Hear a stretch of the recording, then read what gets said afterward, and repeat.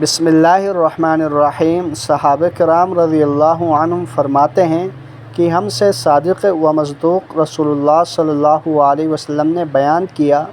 تم میں سے ہر آدمی اپنی ماں کے پیٹ میں 40 دن تک نطفہ کی شکل میں رہتا ہے، پھر اتنے ہی دن تک علقہ یعنی جمے ہوئے خون کی شکل میں رہتا ہے، پھر اتنے ہی دن تک مضغہ یعنی گوشت کے لوتھڑے کی شکل میں رہتا ہے، پھر اللہ تعالیٰ اس کے پاس فرشتہ بھیجتا ہے جو اس کے اندر روح پھونکتا ہے، پھر اسے 4 چیزوں کے لکھنے کا حکم کیا جاتا ہے،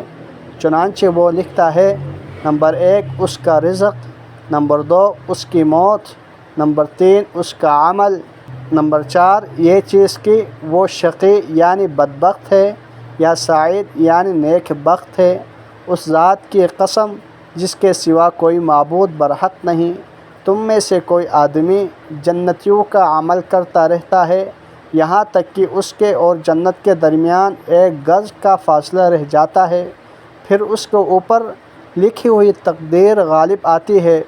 اور جہنمیوں کے عمل پر اس کا خاتمہ کیا جاتا ہے، لہٰذا وہ جہنم میں داخل ہو جاتا ہے۔ اور تم میں سے کوئی آدمی جہنمیوں کا عمل کرتا رہتا ہے، پھر اس کے اوپر لکھی ہوئی تقدیر غالب آتی ہے اور جنتیوں کے عمل پر اس کا خاتمہ کیا جاتا ہے، لہذا وہ جنت میں داخل ہوتا ہے۔ اللہ جل شانہ سے دعا ہے کہ ہم سب کو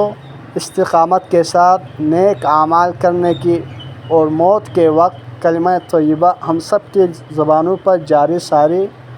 یعنی لا الہ الا اللہ محمد الرسول اللہ پڑھنے کی توفیق عطا فرمائیں۔ جزاکم اللہ خیرا کثیرا۔